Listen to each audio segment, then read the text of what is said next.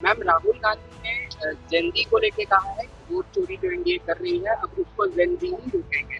नहीं, ये जिस तरीके से उन्होंने नेपाल में जो हुआ है उससे भारत में उस तरह की अव्यवस्था को स्थापित करने के लिए वो युवाओं को प्रोत्साहित कर रहे हैं, ये निंदनीय ही नहीं, ये बहुत ज्यादा एक क्वेश्चन मार्क भी उठाता है उनके नेतृत्व में। जिस तरीके से वो युवाओं के विकास की, युवाओं के सम्मान की बात करते हैं, वो इस तरीके से युवाओं को प्रोत्साहित कर रहे हैं कि आप अहिंसा का रास्ता चूज करिए, आप देश में दहशत फैलाइए, आप देश में डर भय बनाइए। ये दिखाता है कि वो कितने गंभीर हैं युवाओं के हक, युवाओं के अधिकार को लेकर। ये बहुत ही ज्यादा दुर्भाग्य की बात है कि हमारे देश में एक ऐसे नेता भी हैं युवा के, जो युवाओं को ही अंधकार की ओर ढकेलना चाहते हैं, सिर्फ एक बार नहीं बार बार।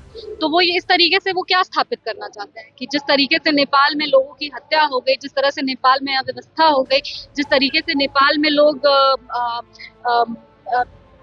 बहुत ही ज्यादा मतलब विकास से दूर होते गए, उस तरह का अंधकार भारत में भी हो जाए।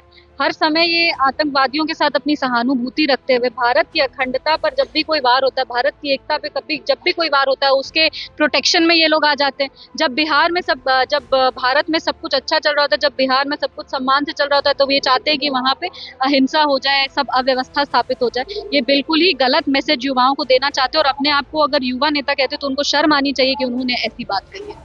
सैम पित्रोदा जो कि कांग्रेस के बड़े नेता हैं, उन्होंने कहा है कि वो पाकिस्तान और बांग्लादेश जाते हैं तो उनको घर जैसा लगता है। कांग्रेसियों को हमेशा आतंकवादियों के साथ ना सहानुभूति ही रही है, ये बात सच है। 2001 में अफजल गुरु को बेनिफिट ऑफ डाउट किसने दिया? हर बार आतंकवादियों के तरफ इनकी जो रुझान है और जो इनको सहानुभूति रहती है, वो दर्शाता है कि इनको पाकिस्तान घर जैसा लगता है। और भारत में जेनजी का जो प्रोटेस्ट है, वो चाहते हैं कि भारत में हो, और पाकिस्तान इनको घर लगता है। तो आप खुद ही सोचिए कि कांग्रेस पार्टी की सोच क्या है। तेजस्वी यादव अपने यात्रा पे कलम बांट रहे हैं, वो भी कलम फेंक रहे हैं, वो कलम बांट नहीं रहे हैं।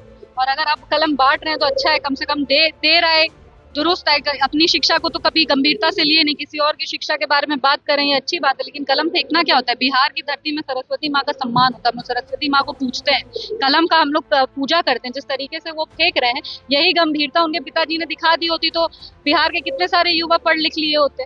लेकिन ये देखिए कि अगर बिहार में युवाओं की शिक्षा की किसी ने बात की, अगर एक सुरक्षित समाज बनाया है, सुरक्षित इंफ्रास्ट्रक्चर बनाया है, तो वो हमारे माननीय मुख्यमंत्री श्री नीतीश कुमार जी और यशस्वी प्रधानमंत्री श्री नरेंद्र मोदी जी। तो अब ये कलम फेंक फेंक के जो करना चाह रहे हैं वो नहीं होने वाला है। जिस तरह से वो कलम फेंक रहे हैं, लोग उनको जरूर बताएंगे कि शिक्षा का क्या मूल बिहार